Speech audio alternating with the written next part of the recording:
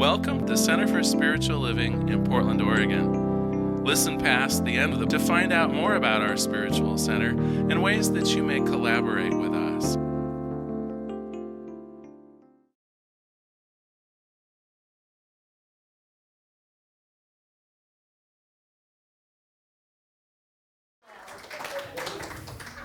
Happy Sunday, everyone. So glad you're here to begin Freedom Month with me. We're using a new book this month, Trust Your Next Step, by Kelly Robbins. And I think I want to preface this with an idea of what freedom means, especially in the context of her book. Because it occurs to me there are a couple kinds of freedom, a couple ways of looking at freedom. One, I would say, is the freedom from. If you're in a bad relationship, if you're in a bad job, if you're in a bad situation, oftentimes we want freedom from something. That's not really the freedom we're going to be talking about this month. Now, don't get me wrong, there may need to be circumstances that you do need to get out of, absolutely. And in fact, you can use some of these tools to help you do that we're going to be talking about this month. But this month, we're going to focus on freedom for, freedom to. Freedom to be your best self, freedom to try new things, the freedom to be and to design your life in perhaps ways that you haven't done before, or maybe ways that you've put on the back burner, ways that you gave up on yourself some time ago. But maybe, just maybe, you're ready to try something new. Let me read just a little bit from the preface of this book, and I think you'll see what I'm talking about. She says, we exist in a space we know, and often we become comfortable there. Our families, our friends, our acquaintances often reside in similar spaces. This is called our comfort zone. If you continue to push yourself and grow, you will reach what I call the edge. The edge is the very end of our comfort zone. People typically freeze at the edge. They don't step past it, sometimes unknowingly, sometimes not. Often, out of pure, unadulterated fear, we stop. Our unconscious mind, which is designed to protect us at all costs, doesn't want us to be afraid, and so it comes up with logical next steps to help us avoid the uncomfortable position we are in. When you reach the edge, most people will take a step sideways or a step backwards. Who here is pretty comfortable in their own lives? Yeah. I think most of the people who come here on Sunday would be hard-pressed to say that their lives are miserable. I think most of us find a rough balance in our lives. Our lives are pretty darn good by anyone's measurement. We're comfortable in our homes and living situations for the most part. We have a reasonable level of comfort with the money that's coming in. Not always, but for the most part. Our friends and our families and our living situation is relatively comfortable. What if I were to tell you, though, that good is the enemy of excellent? Good enough is the enemy of excellent. And so what we're going to be talking about this month will press a few buttons. What I'm going to be talking about this month will be inviting you to go beyond your comfort zone. Not in any way do I wish anyone to experience discomfort or unease, but my thought is, unless we're willing to experiment at least with a little bit of that, we're not going to grow. If you think about all of the amazing growth that's taken place either personally in your own lives or on the planet, it always went with some discomfort. It always went with people trying new things. It always went with you perhaps experimenting in a new area of your life. And because of that, of course, we're faced with the unknown. We're faced with something that we haven't tried before. We're faced with the idea of a different way of being. And as Kelly Robbins points out, our ego often doesn't like that. Our ego will push back. Our ego likes to keep us safe. Even if our safety is less than what we could be, our ego will tend to have us make decisions to keep things just exactly the way they are. So this month we're going to explore that. Now I have good news. I think most of you are like, "Oh, this is already feeling a little uncomfortable. What's he gonna ask me to do?" What I love about Kelly Robbins is that it really is a very simple program for moving beyond your comfort zone in a way that is easy to do, will produce lasting results, and does not push your buttons. It allows you to fundamentally be you in this process. I think where I want to start next, though, is a joke. So at the foot of a mountain high in the Tibetan wilderness, an American hiker has been lost for many hours on his way to a lamasery where he hopes to study with one of the lamas. Trails crisscross the woods. A fast-moving river winds through the territory. Lost. Well, at one point, the hiker sees a Buddhist monk across the raging river on a trail on the other side. No bridges, no boat, no place to get across. He shouts out to the monk on the opposite bank, "How do I get to the other side?" And the Buddhist shouts back, "You are on the other side."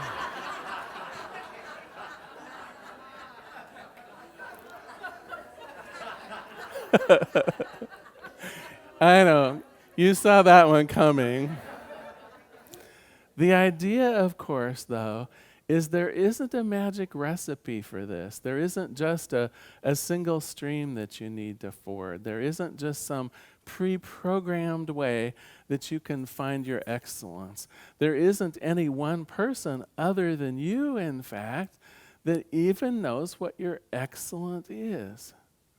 We all have a life filled with potential and possibilities, and for us as individuals, only we know what it is. If we try to follow someone else's path, we're living their lives. If we try to follow a recipe out of a book or someone we admire on TV, it's not that we might not make some progress in that area, but ultimately, it's their life we're emulating and not ours.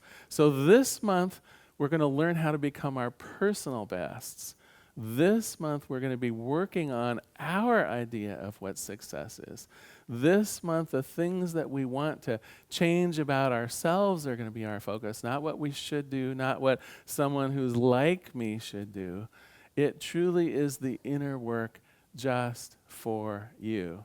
And the good news, 4 simple steps. Let me describe them.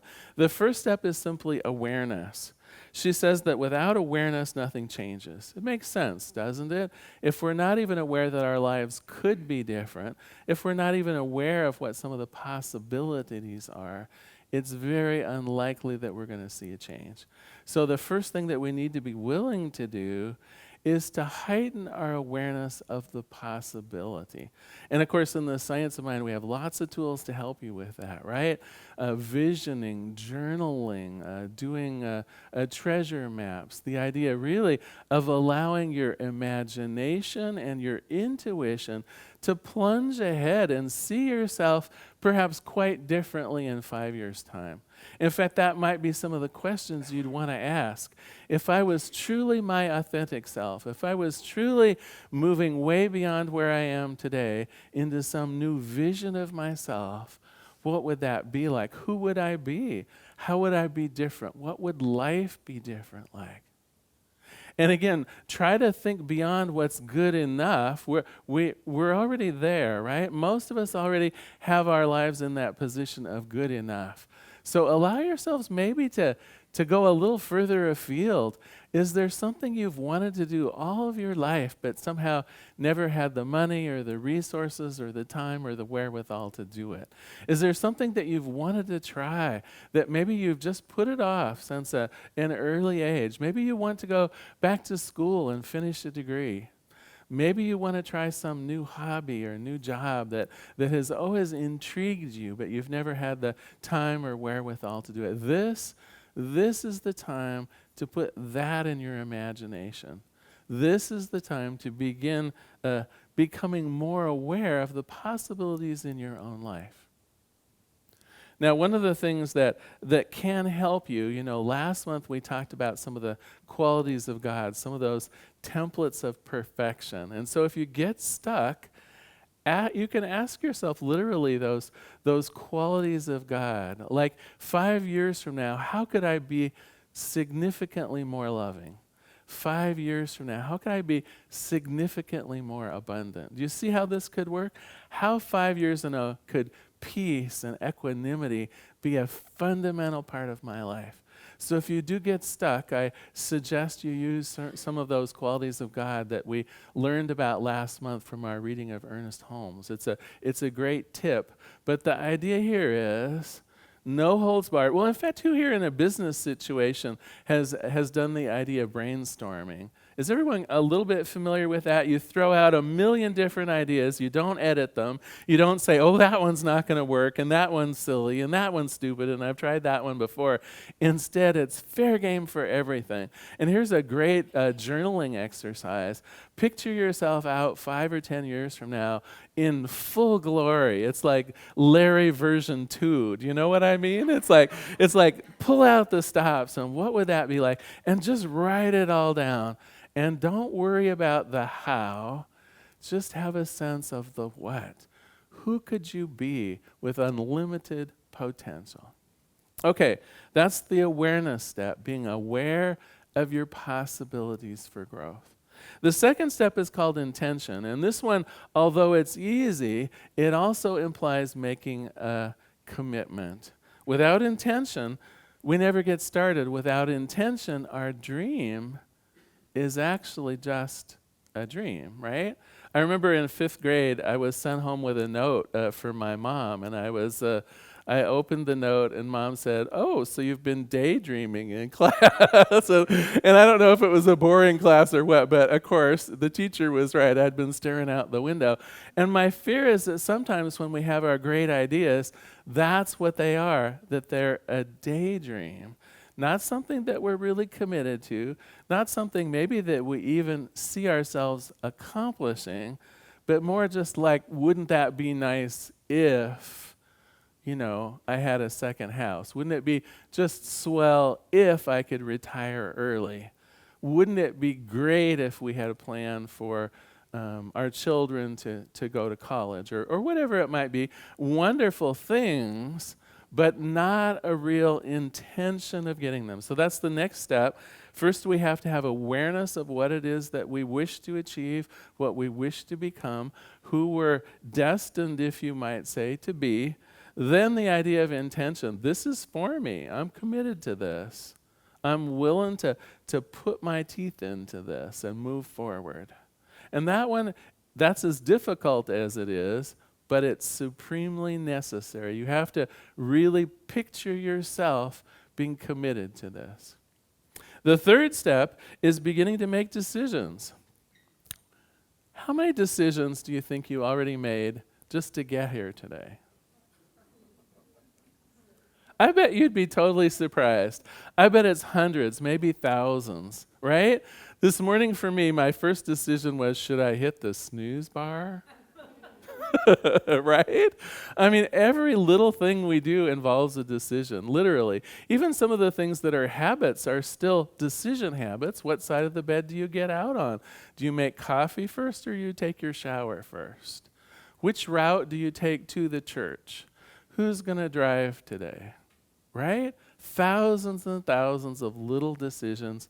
Probably upwards of 90% of them you do without really thinking much about it. It's pretty much automatic. Well, this program is, first of all, going to ask you to start thinking more about your decisions, to make them consciously. And then the second piece of it, which I think is kind of fun if you get in the habit of it, at first it sounds onerous. At first it sounds like, oh my gosh, every decision I make, I'm going to pass it through the idea of my future self. It sounds like a lot of work. But once you get used to it, it's actually kind of a pleasant exercise. You get to say to yourself, well, if I did this thing or if I didn't do this thing, would it take me a step closer to my future goal? Or would it actually be a step backwards? Or would it be a sideways step? So it's no harder than that, but the idea is we need to make sure that we are making decisions throughout the day, throughout the week, throughout the year that will take us closer to our goals. Now, notice here, there's no pre-planning. You don't have to map out the next 5 years of your life on how you're going to get to that fabulous place that you want to be. It's like, phew, I don't have to figure it out, right? Phew. Instead, it's simply the decisions that I'm making today, will it carry me closer to that goal? Or will it take me further away, or is it neutral? Well, if it's for, let's put some energy into it. And if it's against, let's really reconsider that decision. Am I sure that I want to do that? Now, occasionally you'll still get the same answer, and that's okay. Occasionally you will back up a step or two. No big deal. Don't beat yourself up with it.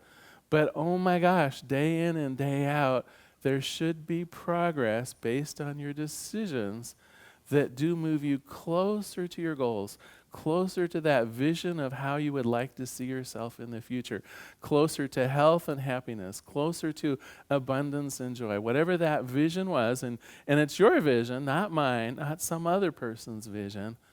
But ideally, we will see you moving forward. You will see yourself moving forward. And of course, the more times we pass the decision through that evaluation, the more chances you have for making progress. So again, if we're going 90% unconscious on our decisions, unfortunately, 90% of the times we could have made some progress, maybe we just let it fall by the wayside. No big deal. But if you can up that 10% and be more intentional in your decision-making processes, you will make further and quicker progress towards your goal. Okay, so we've covered awareness, intention, decision-making, and the last one is to take action. Now, one of the things that we teach practitioners in particular in Prac 1 is the idea we treat and we move our feet. Let me explain what that means. So when we say we treat, it means we pray about it. We do a science of mind 5-step treatment. We anchor what it is we want to see in prayer, but then we move our feet. We recognize that God gets God's work done through us. And in our lives, God gets most of God's work done through us. Not that we won't have helpers, not that there won't be friends and family to kind of cheer us on, but our own path towards freedom, we get to do most of the effort in it. And so simply this 4th step of Kelly's is begin taking inspired actions towards your goal. And in fact, she says, much in the same way that you schedule other actions in your life, you could even schedule these things. Let me give you some examples. So everyone here probably schedules things like haircuts, appointments at the doctor. We schedule our work life. We schedule meeting our friends. Are we sure that there's room in our schedule for progressing in our spiritual goals and our long-term goals for our own lives? You see, if we don't make time for it, if it literally isn't in our schedule, how likely are we going to make progress in that way? And so her suggestion, and I think it's a marvelous one, is in the same way you make room for so much time and effort in your life to go outward into other things, what if one day a week you actually had it be to work on some of your personal goals? What if it's only an hour a day? You know, even incrementally just diverting 10 or 5% of your time towards your ultimate goals of who and what you want to show up, that will make a huge difference. The other way, or the other thing that I want to talk about today, because some of us are maybe uneasy with this idea of, well, I'm comfortable enough. Some of us might be a little uneasy with the idea, well, am I really rocking the boat? Am I apt to throw the baby out with the bathwater? I'm trying to think of all my old cliches for why people might not want to change, the fear that goes with change. And I would say maybe we could look at this just a little bit differently. I think of it more as a plateau situation. We've worked for our entire lives right up till now to get to this point. It's absolutely fine to take a rest. I bet if we examined all of the lives in this room, we would see such heroism. We would see such triumph, such success. Every one of us has a story of triumph, of success, of great joy, of achievement. Every one of us has gone through tough times, made tough decisions, come out better than ever before. And so we're hanging out here together in this comfort zone on this plateau. And so there is that, I don't know what you want to call it, that hesitancy of moving on, but you're not going to fall off this plateau. You're going to move upwards, don't you see? You don't need to be afraid of losing everything. The plateau is vast. You're safe. It is the launching pad from what comes next. You're not giving up everything that's precious to you now. You're moving onward. You're adding to it. You're creating more. You're becoming more of. It's not about you becoming different. It's about you becoming even more of who you are in a significant way. And so we really can be brave about this. It's okay to find a new trail and head on up that mountain. It's okay. The plateau is still here. If you need to come back and hang out a little bit, you're more than welcome. Nothing bad will happen. This is a safe place, and it can continue to be a safe place. And remember, the good is the enemy of great. The good enough is the plateau we're in right now. And I see each person in this room in full-blown greatness, achieving things beyond what you have dreamed of before. Hearkening back to a time when all of your horizons were open and you thought you could achieve anything on the planet, that is what I know for you right now. That is possible. So let us review these simple steps. We're going to be reinforcing them next week and adding to them, but they're pretty simple. The first one is simply becoming aware of what you would like to achieve. Simply getting that vision of how you could be, how your life could be a few years out. Number 2 is setting the intention. This is me. It's for me. I'm willing to commit to it. It's a vision of beauty and comfort and joy and peace that I really can subscribe to. I claim it. The third step is putting it into your decision-making matrix. If I make this decision, if I take this path instead of that path, will it take me closer to or further away that desired outcome? And then, of course, we act accordingly. And it's okay if now and then we take a step back, no worries. But in general, we want that forward progress based on our decision making. And then last but not least, we take inspired action. Based on those decisions, based on that vision, we find time in our busy lives for newness. We find time in the lives that are already full, but full with the plateau, right? Full with the who you are now. We're going to make a little room for who you are becoming. Well, I'm going to close today, of course, with a minor discussion of homework. You knew that was coming. Homework, though, I'm going to make it easy. Just the first 2 of those 4 steps. So this week, if you'd be willing to simply heighten your awareness of what you think the possibilities for you are in the future, maybe do a bit of journaling around that, maybe write a bullet list around that, maybe do some contemplation around that so you have an idea of where you'd like to be in 5 years, what that would feel like, how you'd be different, how your life would be different. And then the second part is just making that commitment, setting your intention for it. Then next week we're going to talk some more, have some more information on the second 2 pieces and how we can begin incorporating good decision making and taking action in our lives. All right, so let's close with a quick quote from the book and a prayer. She goes on to say, imagine that you were at the top of a ski run. Sometimes you can see the bottom. Sometimes you can't. You just start moving. Your intention is to get to the bottom of the mountain safely and gloriously. From the top, you can't really see every turn that you need to take.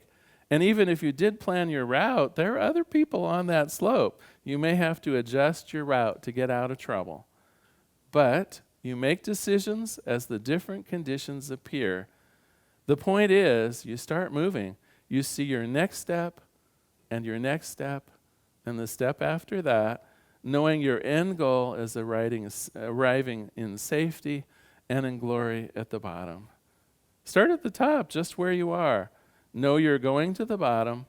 Make each decision as you get to it. Let us pray. There is one power, one presence, one life, one love. Only this one thing. And what I know about it is that it is all that there is. All the love, the light, the joy, the peace, all of it, including that which I experience. God's love is mine. God's joy is mine. The power, the presence, the abundance that is God is mine to use and to have and to experience. It's simply the way it works. It is God's good gift to each one of us to have the resources, to have the abilities to achieve our goals. And so for this week, I know that we're perhaps more willing to see ourselves in the future, to do possibility thinking, to imagine ourselves in lives perhaps overfilling with abundance or love or joy or peace. And I also know that there's a willingness on our part to make a commitment to that vision, to see in ourselves that ability to have and to be and to do those very things. And so for this, I'm very grateful. I see the possibility and the potential in each person. I let it be, and together we say, and so it is. Thank you so much for being here today.